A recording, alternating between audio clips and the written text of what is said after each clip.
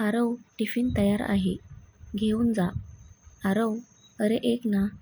आदिती इतकं बोलेपर्यंत आरव ऑफिसला जाण्यासाठी बाहेर पडलाही होता. टिफिन न घेता आरवने कालचे भांडण फारच मनावर घेतले होते. आदितीही त्याच्या बोलण्याने दुखावली गेली होती. पण तरीही सकाळी उठून टिफिन तयार केला. बायका कितीही भांडल्या तरी त्यांच्यातील आई त्यांना बसू देत नाही. भांडण म्हणजे खूप नाही, काही शाब्दिक तक्रारी. पण आरवला आदितीने त्याच्या विरोधात काहीही बोलणं मान्य नसे. आरव आणि आदिती दोघांचे 1 वर्षापूर्वी लग्न झाले होते. दोघांच्या घरच्यांनी ठरवून लग्न लावून दिले होते. तरी साखरपुडा आणि लग्नाच्या मध्ये 1 वर्षाचा वेळ होता. दोघांना एकमेकांना समजून घ्यायला खूप वेळ होता. तसं त्यांनी समजून घेतलेही, पण आरव स्वभावाचे वेगवेगळे पैलू आदितीसमोर येत होते. ती त्याला समजूनच घेत होती. पण आरव हेकेखोर होता. डोक्यात राग गेला की चिडचिड करायचा. आरवचे आई बाबा गावी राहायचे आणि आरव नोकरीच्या ठिकाणी पुणे येथे. दोघंच राहून ही कुरबुर सुरू असायची. छोट्या छोट्या गोष्टी असायच्या, पण आरव विषय वाढवायचा. आरव एका नामांकित कंपनीत इंजिनियर होता आणि आदिती ग्रॅज्युएट होती आणि आता गृहिणी. आरव टिफिन न घेता ऑफिसला गेला होता. आदितीचे मन घरकामात लागेना. तिनं आरवला फोन करून बोलावं म्हणून फोन केला तर त्याने फोन कट केला. कदाचित मीटिंगमध्ये असेल असे वाटून तिनं फोन ठेवला. आता आरव संध्याकाळी येईपर्यंत तिला चैन पडेना, म्हणून ती तयार होऊन टिफिन घेऊन ऑफिसला निघाली. रिक्षामध्ये बसल्यावर तिच्या मनात अनेक विचार येत होते. मी किती बदलले आहे ना. आधी आईबाबांनी थोडे रागावले तर गाल फुगून बसायचे. त्यांनी माझा रुसवा काढेपर्यंत वाट पाहायचे. माझी चूक असताना मी माघार घ्यायचे नाही आणि आता मी त्याचा रुसवा काढायला निघाले, माझी चूक नसताना. आई मला म्हणतच असे, लग्नानंतर तुला माघार का घ्यावी ते कळेल. आणि खरंच कळाले. विचार करेपर्यंत ऑफिस आले. पहिल्यांदा आदिती आरवच्या ऑफिसला आली होती. ऑफिसमध्ये पोचल्यावर बाहेर रिसेप्शनला तिनं विचारले, आरव जगताप आहेत का? मी आदिती, आरव जगताप यांची वाईफ. तिनं विचारल्यावर त्यांनी चेक केले आणि सांगितले की आरव जगताप आज रजेवर आहेत, उद्या येतील. काय? आदिती म्हणाली. हो, 2 दिवसांपासून रजेवर आहेत, रिसेप्शनिस्ट म्हणाली. आदितीला काहीच समजेना. काल कुठे होता मग दिवसभर आरव? ऑफिसला म्हणून काल टिफिन घेऊन निघाला होता. काहीच कळेना. फोन करावा तर फोनही घेईना. गावाकडे फोन करून सांगू? नको आत्ताच, मी आज संध्याकाळी बोलते. पाहू, पण असा कसा?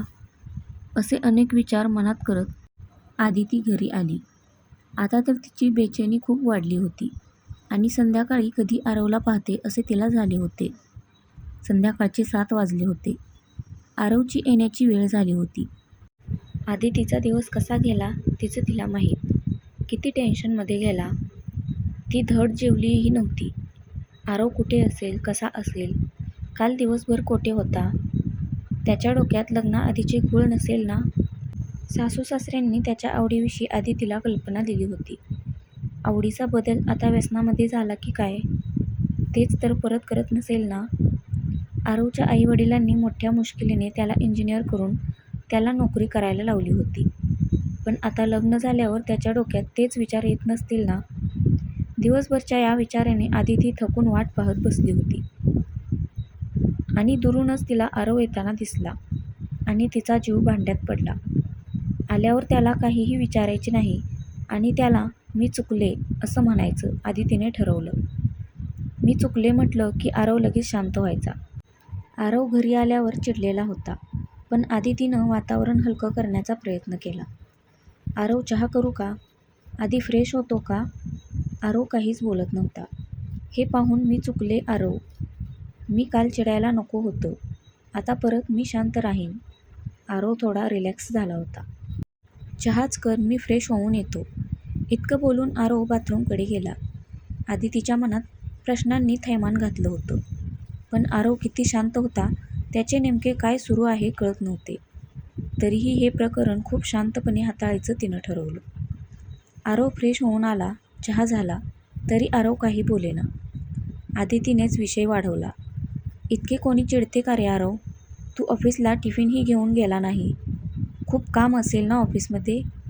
काय जेवण केले दुपारी? आदिती ऑफिसचा विषय वाढवत होती. कदाचित आरव काहीतरी सांगेल असे तिला वाटत होते. पण आरव काम होते खूप. बाहेरून टिफिन मागवून जेवण केले असे म्हणाला. त्याला काहीच वाटत नव्हते की आपण खोटे बोलतोय. एक क्षण आधी तिला असे वाटले की आपण ऑफिसचा पत्ता चुकलो की काय? पण नाही, पत्ता बरोबर होता. मन दुसरीकडे धावत होते. चहा पिऊन झाला आणि आरवने FM लावले. आरवला गाण्याची, चित्रपटाची, अभिनयाची खूप आवड होती. FMवर त्याच्या आवडीचंच गाणं सुरू होतं. जब कोई बात बिगड़ जाए, जब कोई मुश्किल पड़ जाए, तुम देना साथ मेरा ओ हम नवाब. कदाचित ते गाणं आमच्यावरच होते का? आरव असं काय लपवत आहे? पण खोटं बोलणं इतकं कसं बेमालूम करत आहे? नेहमीच असं करत होता का? असे अनेक प्रश्न मनात घेऊन आदिती झोपली. आज सकाळी लवकर उठून आदितीने पूजा केली. नंतर टिफिन केला. रात्री आदितीला झोप आलीच नाही. डोक्यात विचारांचं थैमान सुरू होतं. कोणाला काही बोलता येईना. आरवलाही त्याच्या स्वभावामुळे काही विचारता येईना. आदितीचे आई वडीलही थकलेले होते. तिला त्यांना काही सांगावे वाटेना. आरवच्या आई वडिलांना तर कायम काळजी वाटायची आरवची. त्यांची काळजी कुठे वाढवायची म्हणून आदिती कोणाला काहीच सांगणार नव्हती. पण तिला कुठेतरी मन मोकळं करावं वाटत होते. म्हणून आज लवकरच उठून पूजा करून नाश्ता तयार केला. आरव तयार होऊन टिफिन घेण्यासाठी स्वयंपाकघरात आला.